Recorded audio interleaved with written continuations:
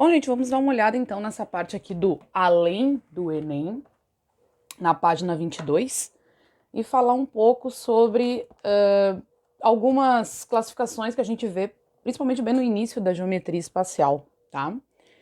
Então, poliedros são o quê? São aqueles sólidos limitados por polígonos, ou seja, são aqueles sólidos que têm em suas faces essas figuras planas que a gente já estudou lá na geometria plana, né? Só que tem alguns elementos dentro dos poliedros ali, que envolvem os poliedros, que é bom que a gente saiba a nomenclatura, porque vocês sabem que às vezes nas questões do Enem, eles perguntam algumas coisas pelo nome, né? Então, o que a gente chama de faces? A gente chama de faces todas essas figuras planas que fazem parte do poliedro, né? Então aqui no caso nós temos esse prisma triangular aí, de base triangular, então nós temos aqui faces triangulares, né, que são as bases, e as faces retangulares, que formam as laterais aí. Aqui nós temos todas as faces, se for um paralelepípedo, todas as faces retangulares.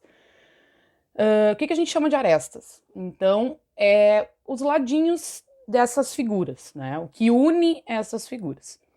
E os vértices são as pontas, né? Então eu digo que vértice é aquilo que fura, é a parte pontiaguda dos nossos poliedros. Bom, o que a gente chama de poliedro convexo? Eu gosto de pensar assim, ó, é aquilo que não tem parte vazada, tá? Não tem parte vazada, ou seja, eu vou colocar ele numa superfície plana e ele vai estar todo contido na parte de cima, vamos dizer assim, de uma mesa, né? Então eu chamo ele de poliedro convexo. Quando ele é um poliedro côncavo, ele vai ter alguma entrância, assim, ou vai ter alguma parte vazada, em que se eu colocar, por exemplo, essa parte de L aqui em cima de uma mesa, pode ser que a parte, né, uma parte do poliedro esteja para baixo, né, ou esteja na lateral, não esteja toda contida no mesmo plano, é isso que a gente chama, tá? Bom, a gente pode também classificar os poliedros quanto ao número de faces, tá? A gente sempre vai lembrar dos radicais, que vocês estudam lá no português, e muitas vezes a gente vê assim no futebol, por exemplo, alguma competição, né? Então, quando tem 4 faces, a gente chama de tetraedro, 5 faces pentaedro, hexaedro, essas coisas assim, né? Isso aí você já deve ter ouvido. Aqui que eu achei bem interessante é o 15 faces. Esse aqui eu já não tinha muita familiaridade com ele, que é o pentadecaedro. E o 20 faces icosaedro, e é isso aí. É só vocês saberem ali o radical que a gente vai saber mais ou menos quantas faces tem. Bom, como é que a gente calcula então o número de arestas de um poliedro? Eu vou calcular o número total de lados que tem em cada face, né? Então eu tenho que saber quantos lados tem aquela figura plana que está formando aquela face. Eu vou somar todas esses lados e vou dividir por 2. Por quê? Porque uma aresta, ela é comum a duas faces. Então é como se eu contasse aquela aresta 2 vezes. Então eu divido por 2 para descontar. Vamos ver esse exemplo aqui, 10, tá? Então eu tenho ali um poliedro convexo que tem exatamente 2 faces triangulares. Então 2 faces em forma de triângulo e 5 faces quadrangulares, tá? Eu vou fazer o desenho aqui, só pra gente entender o que tá acontecendo. Calcule o número de arestas. Então, o que diz lá? Eu vou calcular o número total de arestas, né? Então, se cada face triangular tem quantos lados? Tem 3. São 2 faces, eu vou multiplicar 2 vezes 3, né? Vai dar 6. Cada face quadrangular tem quantos lados? 4. São 5 faces quadrangulares, então eu vou multiplicar por 5, os 4 lados. Então vai dar 20. Então, o que nós temos no total, somando aqui, nós vamos ter 26 lados, né? Só que cada aresta é comum a 2 faces, então eu tenho que dividir isso aqui por 2. Então, nós vamos ter um total de 13 arestas, tá? É isso. O teorema de Euler também nos fala de arestas, mas também nos fala de vértices e faces. Então, o que ele nos diz? Que um poliedro convexo, o número de vértices mais o número de faces é igual ao número de arestas mais 2. Se vocês procurarem na internet, vocês vão achar macetes aí para decorar essa formulinha, tá? Vamos ver o exemplo. 11. Nos diz o quê? Que um poliedro convexo é formado por 3 faces quadrangulares, 5 faces hexagonais, vou tentar desenhar um hexágono aqui. Só, 3 faces quadrangulares e 5 hexagonais.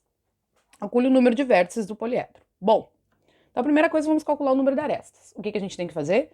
Multiplicar o número de faces pelo número de ladinhos que tem cada face.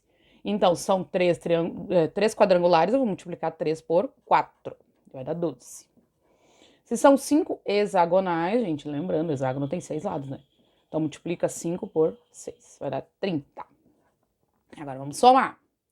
Vai dar 42 ladinhos, eu vou dividir por 2, e vai dar 21 arestas, tá? Muito bem.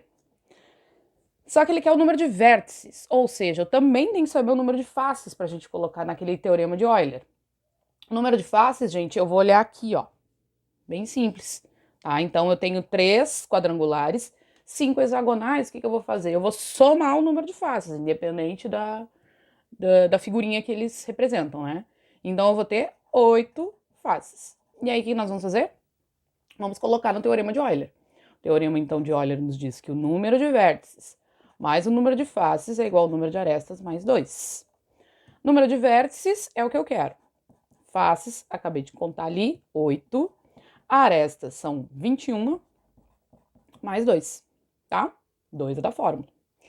Então, eu vou ficar com vértices é igual a 23 menos 8. Então, o número de vértices, 23 menos 8, vai dar 15 vértices. Beleza? Bom, depois vamos falar sobre a soma dos ângulos internos das faces, tá? Então, nós temos essa fórmula aí que envolve a soma dos ângulos internos. O que ela nos diz? Que a soma, então, de todos os ângulos internos é 360 vezes o número de vértices menos 2, né? Então, o que nós temos? Vamos ver no exemplo. Nós temos um poliedro.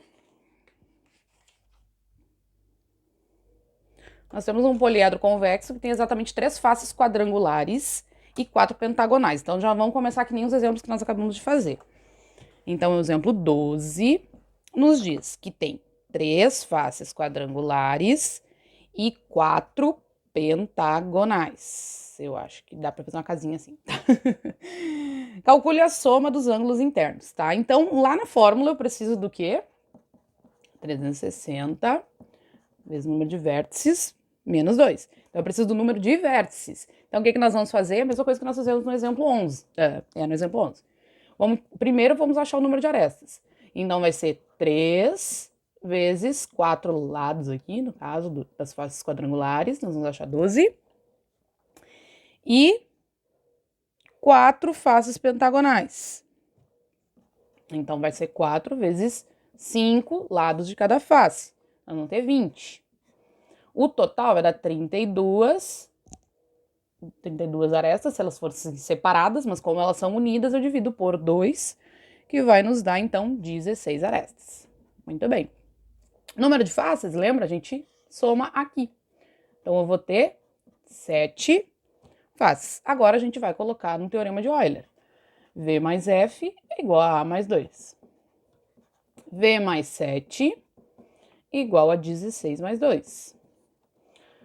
V vai ser igual a 18 menos 7. Então, nós temos número de vértices 11. Agora, vamos voltar à fórmula, então, das somas dos ângulos internos. Que é isso que ele está perguntando. Então, nós vamos ter 360 vezes o número de vértices, que é 11 menos 2. 360, 11 menos 2, 9. Então, nós vamos ter um total de 3.240 graus dentro do nosso poliedro convexo. Tá, beleza? Bom, do resto, Não temos exemplos aqui, mas nós podemos conversar sobre os poliedros regulares. Então, o que são poliedros regulares? São os poliedros convexos, ou seja, quando a gente coloca num lugar plano, ele vai estar todo contido no mesmo plano. As faces são polígonos regulares iguais, então eles são formados por figuras iguais, não vai ter um pouco de quadrado, um pouco de triângulo, um pouco, né? Então vai ser sempre as mesmas figuras. E existem apenas 5 poliedros regulares, tá? Então nós temos o tetraedro regular, que é formado por triângulos equiláteros, o hexaedro, que é o nosso amigo cubo, o octaedro, que são 8 triângulos equiláteros, o dodecaedro, gente, lembrando que são 12, né, faces, e aqui no caso pentágonos, e o icosaedro são 20 faces, que são triângulos equiláteros, tá? Então a gente pode decorar isso aí. Eu decorei assim, né, lá nos meus tempos áureos, eu decorei com a sigla TOD, tá? Então, tetraedro, aqui o hexaedro, no nosso caso, hexaedro, no nosso caso é o cubo, né? O octaedro, o dodecaedro, não é o decaedro, é o dodecaedro, tá? E o icosaedro. Então foi assim que eu decorei, tá? Bom, quem mais que fala aqui? Fala sobre as figuras truncadas, né? As figuras que são poliedros regulares, não são poliedros regulares, mas são convexos, né? E aqui eles estão falando, e geralmente na questão do Enem eles perguntam assim, se a gente tirar, tem uma questão do Enem que fala se a gente tirar as arestas de um cubo, né? Então como ficam as figuras, mas isso aí também é um pouco da imaginação de vocês, da ideia que vocês têm de como que é mais do que o nome das figuras, como que são os poliedros, né? Quando a gente retira essas partes. Então tá beleza.